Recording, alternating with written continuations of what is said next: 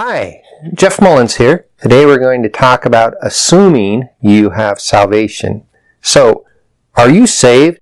This is a very important question. Most people assume they are saved, but no one should just assume they are saved.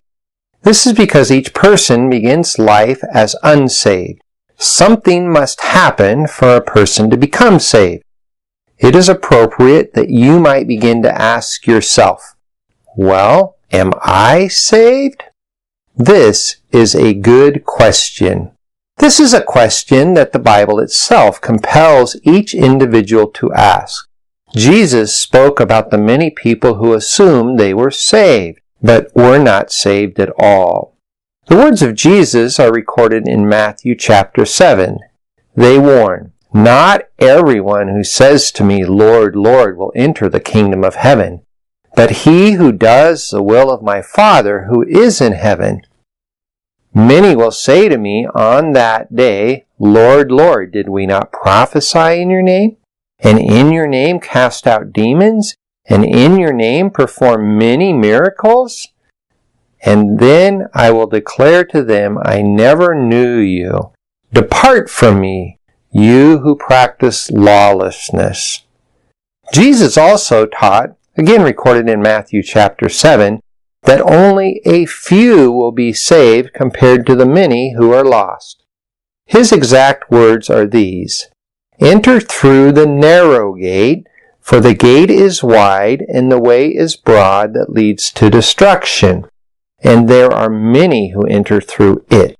For the gate is small and the way is narrow that leads to life, and there are few who find it." One day, one approached Jesus with this question, "Lord, are there just a few who are being saved?" And Jesus said to them, "Strive to enter through the narrow door, for many, I tell you, will seek to enter and will not be able." Those words are recorded in Luke 13. Likewise, the Apostle Paul challenged people to evaluate whether or not they are really saved. In his second letter to the Corinthian church, he puts it this way in chapter 13. "Test yourselves to see if you are in the faith. Examine yourselves. Or do you not recognize this about yourselves, that Jesus Christ is in you, unless indeed you fail the test?" In his earlier letter to the same church, he tells them it's possible to, quote, "believe in vain." To believe in vain is to have a faith that is empty and ineffective and does not result in salvation. James also, in chapter 2 of the book that bears his name, speaks about a type of faith that cannot save a person. He says this type of faith is dead. A dead faith is one that does not produce salvation. It is a serious mistake to assume you are saved.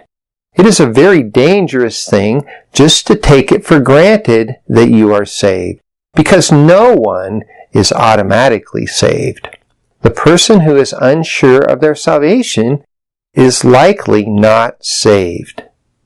So, are you sure of your salvation? The Bible clearly describes who is saved and how a person becomes saved. The unsure person is either ignorant of what the Bible teaches or has rejected some aspect of what the Bible clearly teaches about salvation. In either case, he probably lacks what the Bible says is needed for him to be saved. So if I wrongly assume I am saved, what can be done to make sure I am actually saved? Next time we're going to talk about what causes you to become saved. Thanks for watching.